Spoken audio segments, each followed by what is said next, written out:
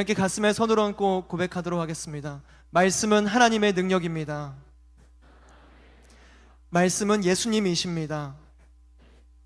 예수님은 나를 보내십니다. 모든 곳에서 모든 곳으로. 함께 기도하겠습니다. 사랑하는 주님, 성령의 조명하심으로 말씀을 보고 깨닫게 하여 주옵소서. 그리고 깨달은 말씀 붙들고 삶에서 말씀으로 살아갈 수 있도록 성령님 우리를 인도하여 주옵소서. 예수님의 이름으로 기도드립니다. 아멘.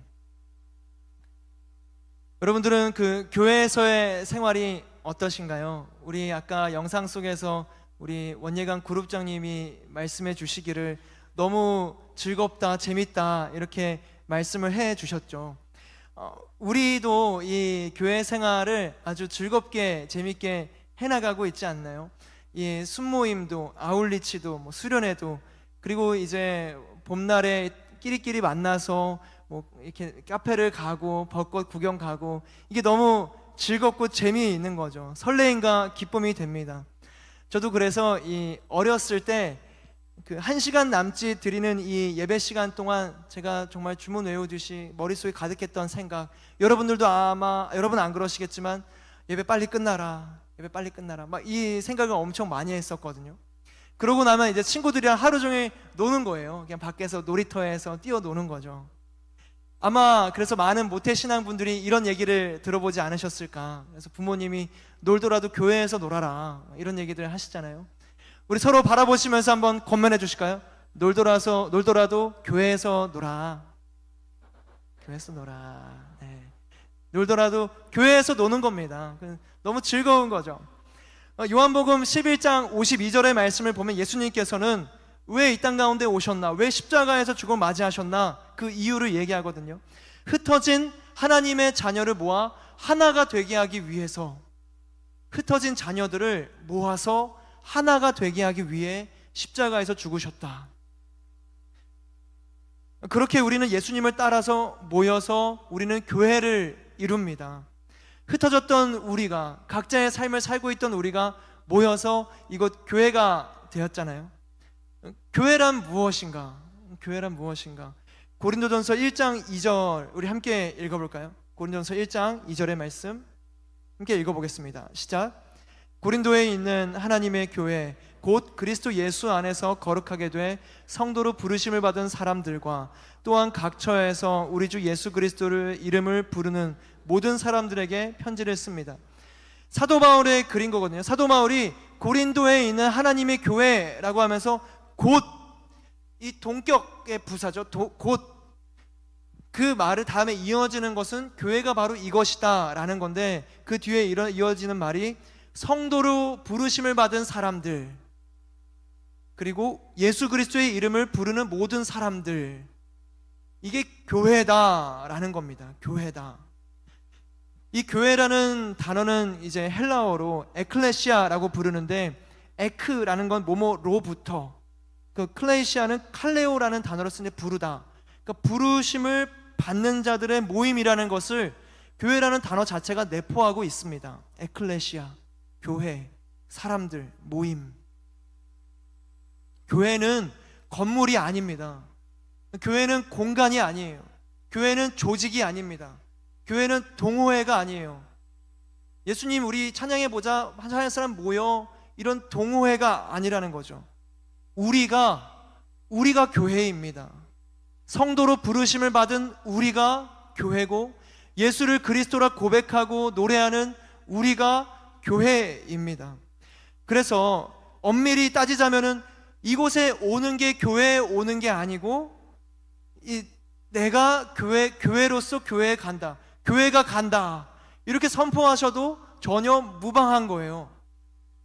교회가 움직인다, 다 가면서 내가 교회다, 이 마음들, 저와 여러분이 모여있으면 그곳이 교회인 거죠. 믿는 이들과 함께하는 모든 순간이 교회입니다.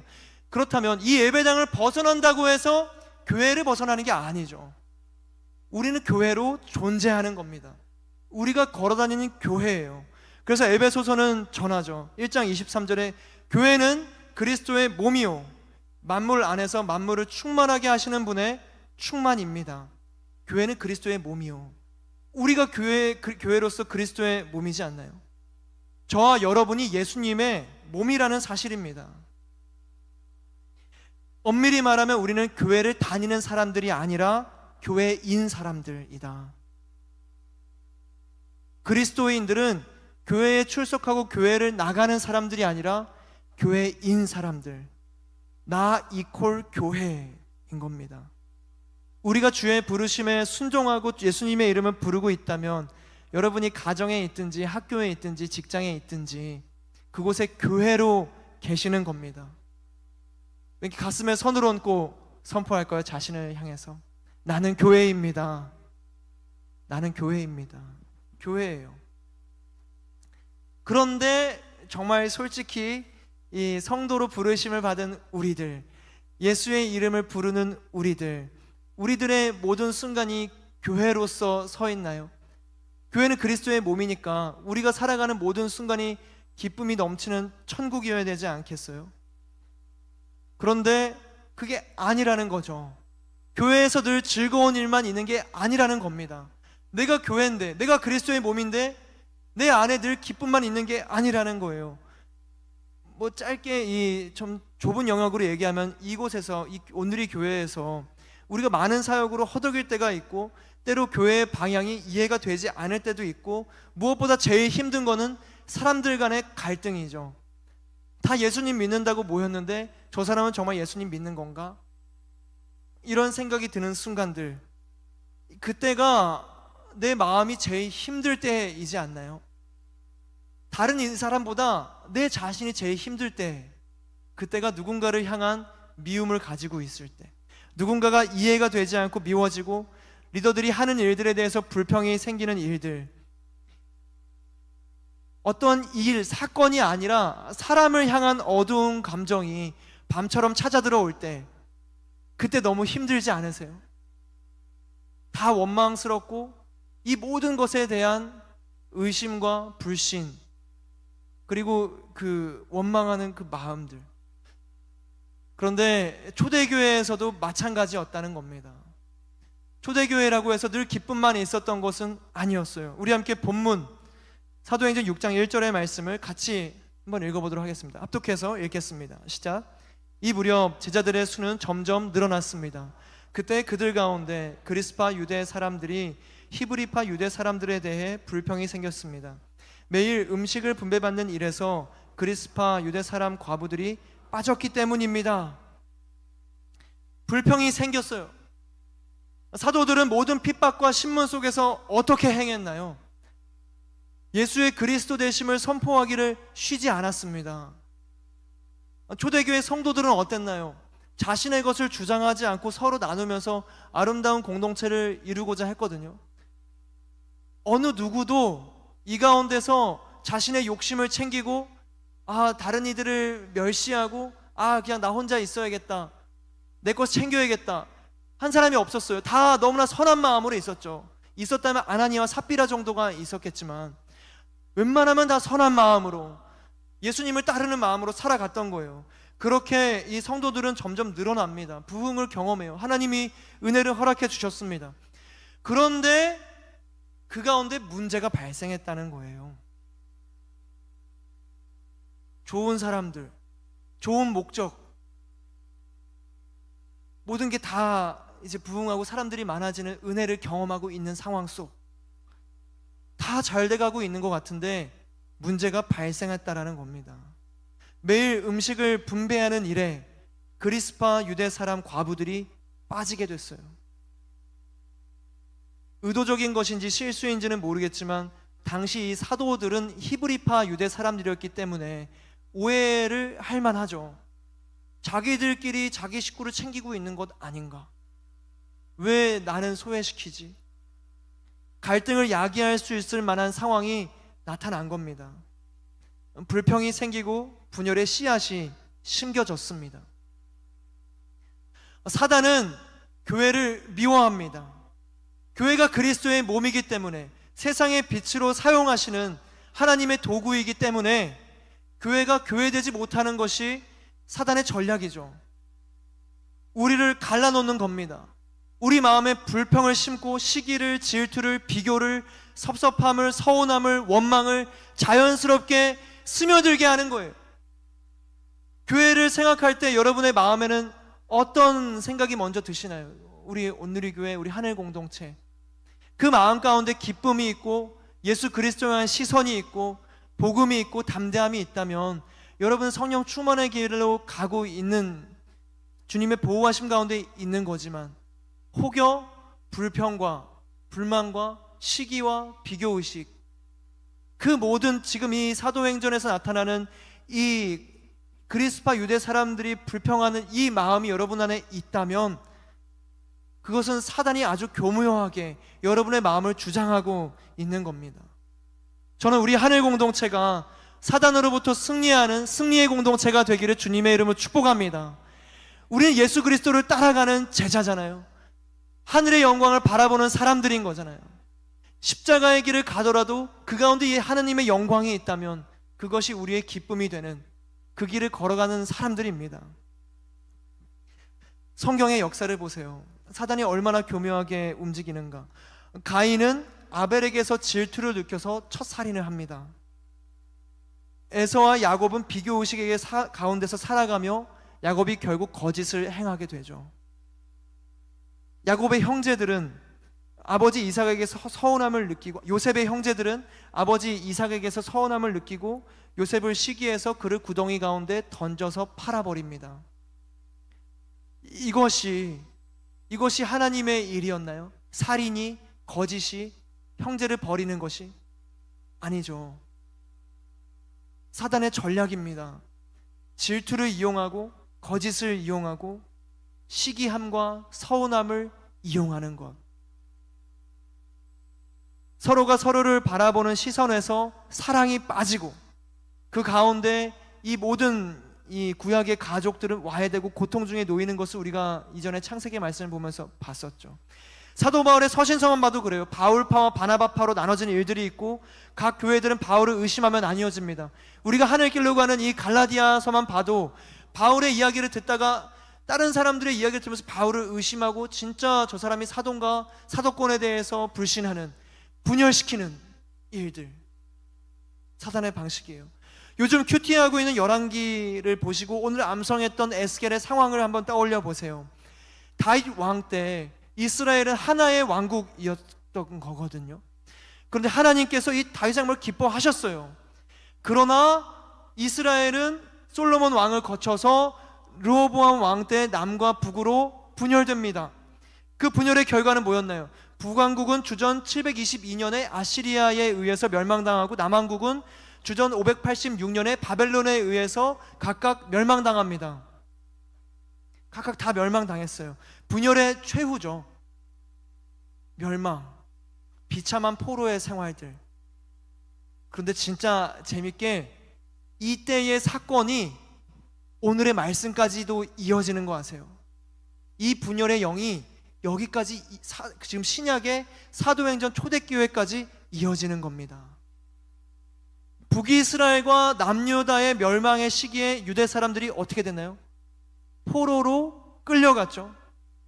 혹은 이 이방 민족들의 침입을 피해서 이스라엘을 떠나 세계 각처로 흩어집니다. 유대인들이 디아스포라가 되는 거예요. 흩어진 사람들이 됐습니다. 그래서 히브리 언어를 쓰는 유대인이 생겼고 흩어져서 그 당시 점령하고 있었던 헬라의 언어를 쓰는 그리스파 유대인들이 생기게 된 겁니다. 언제요? 다윗 왕국의 하나됨에서 르호보암 때부터 남왕국 북와 이스라엘로 분열되고 그리고 하나님을 기억하지 못해서 포로로 가는 그 모든 분열의 때에 그때부터 여기까지 이어지는 겁니다. 분열과 대립, 시기와 갈등, 비교와 정죄가 얼마나 무섭나. 역사를 간통하고 있는 사단의 전략이에요. 우리에게까지 동일하게 적용되고 있는 겁니다. 사랑하는 우리 하늘 여러분, 우리를 대립시키고 미워하게 하는 분열의 영에서부터 끊어지기를 주님의 이름으로 축복합니다. 이 사단의 시는 계속되고 있어요. 에덴 동산의 뱀이 따리를 틀고 우리 마음 가운데 있는 겁니다. 우리 가운데 문제는 없을 수 없죠. 없을 수 없어요. 사람이 며칠 안 씻으면 냄새가 나지 않나요? 다 그런 거예요. 우리는 냄새나는 존재들인 겁니다. 병원에 환자들이 모여 있는데 거기 문제가 없으면 오히려 그게 이상한 거죠. 우리는 다 죄인으로 문제가 있습니다. 그럼 우리 모였을 때도 문제가 있는 거죠. 그런데 문제가 갈등으로 이어지는 건 또 다른 얘기예요. 문제가 분열이 되는 건 아예 다른 차원입니다. 사도들이 체포되고 감옥에 갇히고 신문을 당했던 거는 문제가 아니었나요? 너무 큰 문제이지 않아요? 죽을 수도 있는 문제, 생멸과 직결되는 큰 문제에 직면하고 있는 겁니다. 그런데 사도들은 그들 서로를 탓하고 너 왜 그때 예수님 말해서 나까지 잡혀오게 해? 충분히 그럴 수 있지 않나요? 좀 더 조심히 말했어야지. 너 때문에 내가 이 고생이 뭐야? 할 수 있지 않나요? 그런데 그 사도들의 겪게 되는 그 문제가 그들에게 갈등의 요소로 작용하지 않았습니다. 신문당하고 죽음의 문제 앞에 직면하고 있는 사도들의 상황이 그들을 갈라놓지 못했어요. 오히려 기쁨이 넘치지 않았어요? 그 문제 속에서 우리 안에 문제가 있다고 해서 그것이 서로를 미워하게 할 수 있는 이유다? 아니요. 그 이야기 또한 사단의 속삭임입니다. 계략이에요. 그 감정을 불어넣어서 저 사람을 미워하게 하고 오해하게 하고 결국엔 분열되게 되는, 사단은 속삭이는 겁니다. 이건 저 사람 문제 아니야. 어떻게 이럴 수 있지? 이건 너를 무시하는 거야. 너의 것을 쟁취해야지. 너만 희생할 거야? 너가 이렇게 희생하는데 헌신에 대한 결과가 이거야? 언제까지 참을 거야? 만인에 대한 투쟁이 반복되는 거예요. 자신의 권리를 주장하면서 투쟁이 계속되는 겁니다. 그러나 사랑하는 우리 하늘 여러분, 저는 우리가 사랑을 선택하기를 주님의 이름으로 축복합니다. 우리가 누구예요? 우리는 교회잖아요. 우린 예수님의 몸입니다. 예수님은 투쟁하지 않으셨어요. 예수님은 기도하셨습니다. 예수님은 십자가에서 못 박혀 죽으심을 당할 때까지 그 고통 중에 싸우지 않으셨습니다.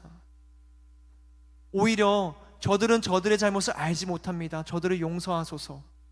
그들을 사랑하셨습니다. 사랑을 택하셨어요. 그 거대한 죽음이라는 길을 가는 고통과 그 극심한 문제 속에서 예수님이 행하신 것은 사랑이었습니다. 그 우리가 선택해야 될 것은 무엇인가? 사랑인 거죠. 우리는 사랑을 선택해야 합니다. 불평과 미움을 택하는 것이 아니라, 판단하는 것이 아니라, 정죄하지 않는 것이 아니라. 제가 대학부 지체 때 저희 어떤 분이 말씀하셨는지 모르겠는데 항상 말씀해 주신 게 섭섭마귀를 조심하라 하더라고요. 섭섭마귀. 진짜 그런 것 같은 거예요. 누군가를 향한 섭섭한 마음이 생기면 그게 처음엔 작은 섭섭함이거든요. 작은 섭섭함. 근데 그게 쌓여서 그 사람을 외면하고 싶고 보고 싶지 않고 결국엔 분열에 이르고 뒤에서 그 사람을 욕하게 하는 그 시작점이 섭섭마귀더라고요. 섭섭마귀. 우리 함께 자신에게 선포해 볼까요? 섭섭마귀여 떠나갈지어다. 섭섭마귀여 떠나갈지어다. 떠나가는 거예요.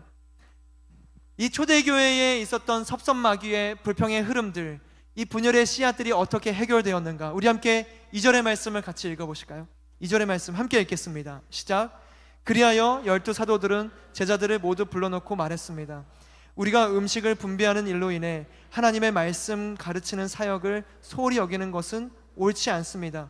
분열의 해결책 첫 번째는 말씀과 기도를 최우선으로 여기는 겁니다. 사도들은 불평과 불만, 실질적으로 일어나는 이 불균형의 문제를 방관하지 않았습니다. 어쩔 수 없다고 그저 변명하지도 않았죠. 분명히 이 문제를 인식했습니다. 그리고 그것을 해결하고자 했습니다. 외면하는 건 문제의 해결이 아니죠. 그런데 이 사도들이 뭐라고 하나요? 이 문제를 해결해야 위한 첫 번째, 이렇게 얘기하는 거예요. 우리가 음식을 분배하는 일로 인해서 하나님 말씀 가르치는 사역을 소홀히 여기는 것은 옳지 않습니다. 이게 사도들이 말했던 첫 마디였거든요. 우리는 꽤나 빈번하게 자주 그 문제를 직면하면 그것을 해결하는데 급급해야 합니다. 시야가 좁아지죠. 문제가 생기면 시야가 좁아집니다. 그리고 우선순위를 잊게 돼요.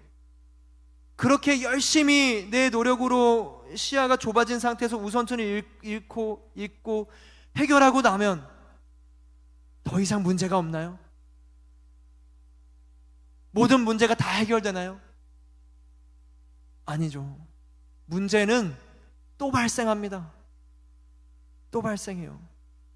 평생 문제는 그림자처럼 우리를 따라다닐 겁니다. 그럼 어떻게 해나요? 본질을 붙잡는 거죠. 문제를 붙잡는 것이 아니라, 내가 해결하기 위해서 노력하는 것이 아니라 정답을 가지고 있는 분께 우리가 붙어 있는 겁니다. 날마다 그 정답을 들을 수 있게. 사도들은 본질을 붙잡습니다. 말씀과 기도였죠. 그것은 본질이고, 창조주 하나님만이 우리를 온전케 하실 수 있는 분이시고 우리를 거룩하게 하시는 알파와 오메가요, 처음과 나중이시다라는 믿음의 고백이에요. 말씀과 기도로 모든 순간에 나아간다라는 것은 처음부터 끝까지 주님께서 행하시고 나를 다스리지 않으시면 내게 문제를 해결할 수 있는 능력이 없습니다라는 겸손의 고백이자 믿음의 선포입니다. 말씀과 기도가 그저 그냥 습관처럼 여겨지는 것이 아니라 문제를 해결할 수 있는 유일한 수단이기 때문에 그렇게 우리는 말씀과 기도를 외치는 거죠. 외치는 겁니다. 디모데전서 4장 4에서 5절의 말씀을 보면 하나님께서 지으신 모든 것이 선함에 감사함으로 받으면 버릴 것이 없나니 이 모든 것은 하나님의 말씀과 기도로 거룩하여짐이라. 하나님이 지으신 모든 것이 선함에 우리의 문제조차도 선하다는 거예요. 왜요? 그 문제를 통해 우리의 나약함이 발견되고 그 문제를 통해 우리가 말씀과 기도의 필요성을 더욱더 체감하고 절감하게 되니까. 그런데 말씀과 기도가 빠지게 되면 이 모든 것들이 거룩하여질 수가 없게 되는 겁니다. 문제가 되는 거죠. 문제가 문제로 남는 길은 말씀과 기도를 저버릴 때 일어납니다. 사랑하는 우리 하늘 여러분, 우리의 마음의 상태를 분별하고 말씀과 기도로 승리할 수 있기를 주님의 이름으로 축복합니다. 사단이 우리의 마음을 다스리지 못하도록 말씀을 내 영혼에 채우는 거예요. 우리 하늘길 암송을 하다 보면은 여러분 기도할 때마다 그 암송된 구절이 막 떠오르지 않나요? 저는 이번 주에 그 짧은 시간이었지만 이 에스겔서 말씀을 또 외우다 보니까 그 범죄하는 그 영혼은 죽을지라, 이 말씀을 제가 뭐 이게 괜찮은 건지 모르겠지만 어제도 MC단한테 선포하고 있더라고요. 범죄하는 그 영혼은 죽을지라, 막 뭐 죽음을 선포하는 건 아니지만 막 그렇게 이 말씀이 머리 가운데 가득하니까 막 모든 상황에 떠오르는 거예요. 그렇게 모든 상황 가운데 말씀이 떠오른다면, 문제 가운데 말씀이 떠오른다면 기대가 되는 거죠. 내면의 모든 생각이 예수님의 가르치심으로 가득 차게 하는 겁니다. 섭섭마귀가 떠나가도록 기도하는 겁니다. 그것이 하나님께서 오늘 우리에게 가르쳐 주시는 분열의 해결책인 거죠. 두 번째 해결책을 보실까요? 본문 3에서 4절의 말씀 같이 함께 읽어보겠습니다. 함께 읽겠습니다. 시작. 형제들이여, 여러분 가운데 성령과 지혜가 충만하다고 알려진 사람 7명을 뽑으십시오. 그러면 이 임무는 그들에게 맡기고 우리는 기도하고 말씀을 가르치는 일에 온 힘을 기울이겠습니다. 분열의 해결책 두 번째는 성령과 지혜가 충만한 사람을 세웠다라는 거였습니다. 갈등의 시작은 무엇이었나요? 사람으로부터 비롯된 거였거든요. 그런데 갈등의 해결책도 사람이었습니다. 음식 배분하는 문제를 해결하기 위해서 제도를 만들거나 법이나 규칙을 제정하기 전에 사람을 먼저 세웁니다. 하나님께서는 언제나 우리를 통해서 일하기를 원하고 기다리고 계세요. 왜요? 우리가 교회니까, 우리가 그리스도의 몸이기 때문에 우리를 통해서 일하고자 하신다는 건 자명한 사실, 분명한 이야기이지 않나요? 머리 대신 예수님이 몸을 통해 일하겠다라는 게 이상한 게 아닌 거죠. 우리를 통해서 일하기를 원하십니다. 혹시나 문제가 보이는 사람들이 있을 수 있거든요. 우리 하늘 공동체라고 해서, 우리 온누리 교회라고 해서 완벽하겠어요? 사람이 함께하는 곳인데. 근데 문제가 다들 보일 수 있습니다. 그런데 이 문제가 보이는 사람은 불평하기 위함이 아니라 그 문제를 해결하기 위해 부르시는 하나님의 부르심인 줄로 믿습니다. 안 보이는 사람은 안 보이거든요. 모르는 사람은 끝까지 모릅니다. 저는 그 비염이 있는 편이라서 냄새를 잘 못 맡거든요. 그래서 고등어, 오래된 고등어를 먹어도 그냥 먹어요. 그냥 먹습니다. 그런데 좀 냄새를 잘 맡는 분들이랑 먹으면은 좀 비리다 하면서 레몬즙을 이렇게 뿌리는 거죠. 문제를 해결하는 겁니다. 저는 냄새가 난다는 것조차 몰라서 그냥 가만히 있는 거예요. 근데 냄새가 난다는 거 아는 사람이 레몬즙을 뿌려서 그렇게 해결하게 되어 있는 거죠. 냄새를 느끼니까, 냄새를 아니까, 문제가 보이니까. 우리 하늘 공동체, 하나님이 허락하시는 은혜로 많은 이들이 함께하고 있습니다. 사실 저는 이번 주와 다음 주 이제 시험 기간이어서 정말 없겠다 생각했는데 여러분 정말 훌륭하세요. 진짜 우선순위를 명확하게 붙잡는 하나님의 사람이 아닌가, 그런 생각이 듭니다. 그런데 우리가 이렇게 사람이 많아질수록 우리의 냄새가, 죄의 지독한 비린내가 우리 가운데 나지 않겠어요? 나게 될 겁니다. 문제가 없다라고 기대하지도 않아요. 우리 안에서 문제가 발생될 수 있는 거죠. 아니, 발생할 거예요. 군중 속에 고독이 생기고 갈등이 생기고 오해가 생기고 차별이 생길 수 있습니다. 초대교회가 그랬던 것처럼요. 그러나 사랑하는 우리 하늘 여러분, 이 비린내에 레몬즙을 뿌릴 수 있는 하나님의 사람들 되시기를 주님의 이름으로 축복합니다. 냄새가 난다고 막 뭐라 하는 게 아니라 레몬즙을 뿌려서 희석하고 해결할 수 있는 사람이요, 여러분에게 그 시선이 있다면 여러분이 그것을 해결할 수 있습니다. 처음 보는 사람들이 너무 많아서 왜 이렇게 처음 보는 사람들이 많지? 저 사람들 외롭겠네. 이 공동체는 왜 이렇게 사람이 많아서 외로운 사람들 많은 거 아니야? 소외된 사람들 있는 거 아니야?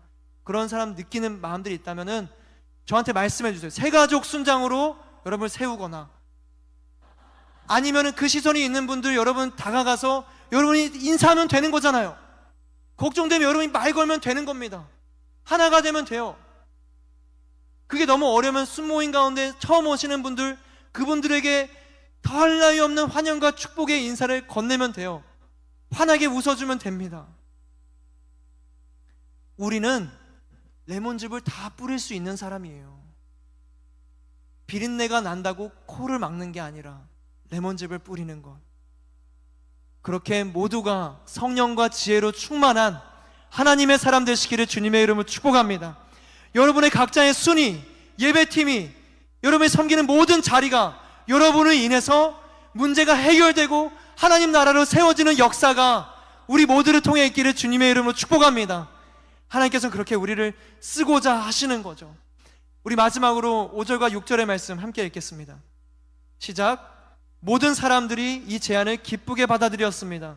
그들은 믿음과 성령에 충만한 사람 스데반과 빌립, 브로고로, 니가노르, 디몬, 바메나, 유대교로 개정한 안디옥 사람 니골라를 뽑았습니다. 그들은 이 사람들을 사도들 앞에 세웠고 사도들은 그 사람들 머리 위에 손을 얹고 기도했습니다. 분열의 마지막 세 번째 해결책은 문화적 차이를 수용했다라는 겁니다. 문화적 차이를 수용했다.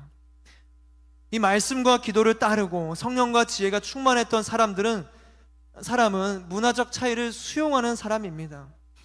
이 음식 분배의 문제를 해결하기 위해 세워졌던 7사람이거든요. 7사람. 스테반, 빌립, 브로고로, 니가노르, 디몬, 바메나, 니골라. 이 7사람은 모두가 그리스식의 이름을 쓰는 사람이었습니다. 이게 다 그리스식, 헬라식 이름이라는 거거든요. 히브리파 유대인인 사도들이 그리스파 유대 사람들을 배척하거나 차별했던 것은 아니었지만, 사실 살아온 환경이 다르고 이 문화적, 언어적 배경이 좀 다르면 친밀한 관계를 쌓는 게 좀 어렵잖아요. 힘들 수 있습니다. 그래서 이 사도들은 그리스식 이름을 가진 그리스파 유대인들을 세웠던 것이죠. 성령과 지혜가 충만했으면 물론 그들의 문화를 이해해 줄 수 있는 사람들, 다름을 불편함으로 여기지 않고 수용하는 자세가 이 사도들에게 있었던 겁니다. 성향과 성격이 다르고 살아온 문화가 달라도 받아들이는 마음의 태도, 그렇게 음식 분배로 인해 드러났던 히브리파 유대인과 그리스파 유대인의 갈등은 해결이 되는 것이죠. 저와 여러분이 다 다른 문화를 살지 않았나요? 저는 그 아내와 결혼한 지 4년째가 지난주에 우리 예쁜 사진 하나 봤죠? 그 아내와 결혼할 때 저는 한 가지를 이렇게 막 마음에 새기고 갔어요. 그게 뭐냐면, 나는 타 문화권에 들어간다, 이 생각을 가지면서 들어갔거든요. 타 문화권으로 간다. 왜냐면 완전 다른 삶을 살았으니까. 여러분들도 연애하다 보면 아시겠지만 그 사람의 생각과 내가 생각하는 당연하다는 게 다르지 않나요? 연애뿐만 아니에요. 그냥 친구 관계에서도 이 사람이 여기는 당연함과 내가 여기는 당연함이 달라요. 상식이 다릅니다. 문화가 다른 거죠. 이 안에서도 얼마나 많은 문화가 있겠어요. 우리는 다 각자 다른 문화를 가지고 있습니다. 그래서 이 로잔운동, 1974년에 1차 로잔운동을 에서 강의를 했던 랄프 윈터라는 선교사님은 선교라는 것은 지리적 개념이 아니라 문화적 개념이다. 멀리 가는 것이 아니라 다른 문화에 가는 것이다 라고 했거든요. 우리는 각자를 사랑하는 것이 가장 가까운 선교입니다. 다른 문화를 받아들이고 그 사람의 다름을 이해하고 수용하는 것, 사랑으로 이해하는 것, 그것이 선교의 시작입니다. 지금 이 그리스파 유대 사람들을 세웠던 이 사도들의 이 해결이 바로 그 마음에서 비롯된 거죠. 문화적 차이를 수용하는 마음. 이 지금 교회 내의 갈등의 해결을 이제 하게 되는 겁니다. 말씀과 기도로 성령과 지혜가 충만한 사람을 세우고 그 사람들은 문화적으로 수용할 수 있는 사람들이었을 때 해결이 돼요. 그런데 놀랍습니다. 이 문제의 해결이 인간적인 관계의 해결 혹은 우리끼리 문제의 해결 끝났다가 아니었거든요. 교회가 교회됨이 하나님의 영광이 됩니다. 7절의 말씀을 보면 이렇게 해서 하나님의 말씀은 계속 널리 퍼져나갔으며 이로써 예루살렘에 있는 제자들의 수도 많이 늘었고 더욱이 수많은 제사장들도 이 믿음에 순종하게 됐습니다. 제사장들은 어떤 사람이었어요? 사도들을, 제자들을 신문하고 심지어는 예수님을 십자가에 못 박아 죽기까지 하게 한 종교 지도자들, 지금 이 제사장들이 바로 그런 사람이었던 거거든요.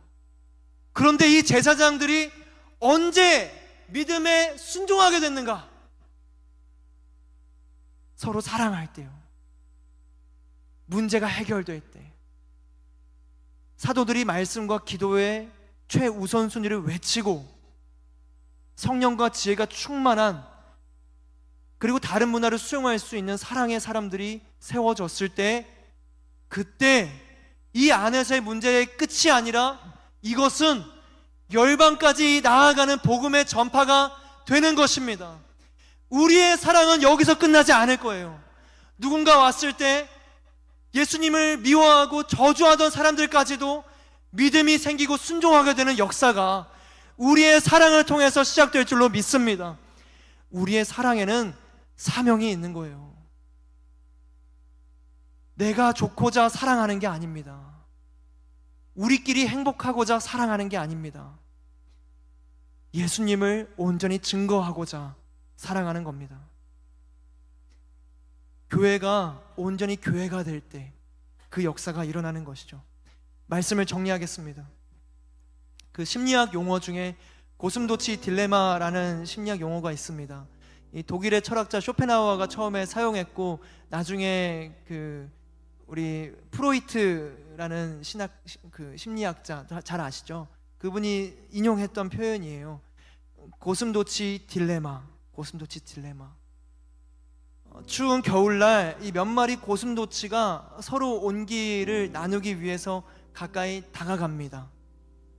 근데 고슴도치에겐 뭐가 있어요? 가시가 있는 거예요. 서로를 찌릅니다. 너무 아픈 거죠. 그래서 서로 떨어집니다. 갈라져요. 그런데 또 추위가 찾아옵니다. 그래서 고슴도치 또 이 추위를 견디기 위해서 서로 뭉치려 그래요. 또 찌르는 겁니다. 다시 또 간격을 벌리는, 이게 고슴도치의 딜레마입니다. 때로 우리의 모습을 돌아보면 이 고슴도치 딜레마에 있는 것처럼 느껴질 때가 있지 않으세요? 추위 속에서 따뜻하고 싶어서 뭉쳤는데, 뭉치고 나니까 이 서로를 찌르는 가시가 있어서 저 사람이랑 같이 못 있겠다, 간격을 벌리고. 근데 또 외로워져서 또 사람을 찾고, 근데 또 그 사람에게 상처를 받고. 우리의 인생을 보면 이 고슴도치와 같은 일들이 계속 반복되고 있지 않으세요? 그럴 때가 있는 겁니다. 사도행전의 교회만 봐도 이제 역시나 그런 갈등이 존재했잖아요. 함께 모였는데 가시에 찔리고 있는 거예요.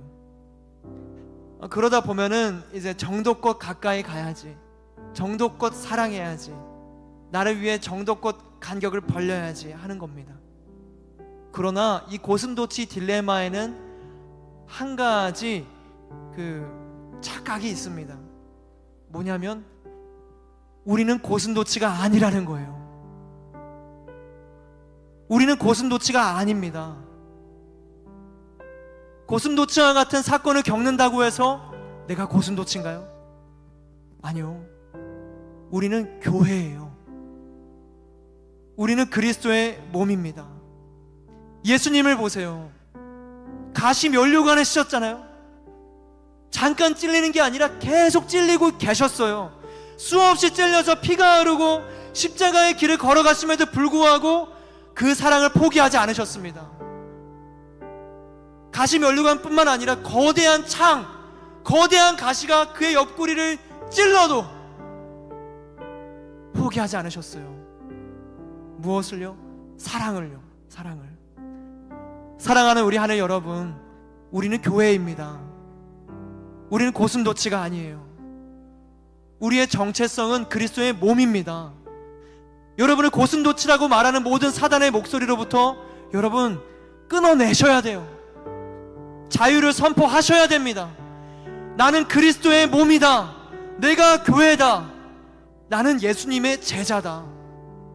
그게 저와 여러분의 정체성입니다. 말씀과 기도로 무장하고 성령과 지혜로 충만해져서 다른 이들을 품을 수 있는, 갈등을 해결하고 수많은 제사장들까지도 믿음을 전할 수 있는 담대한 증인들 되시기를 주님의 이름으로 축복합니다. 우리를 그 길로 부르셔요. 우리를 그 길로 부르십니다. 우리 함께 기도하며 나아가실까요? 함께 기도하며 나아갈 때 사랑하는 하나님 아버지,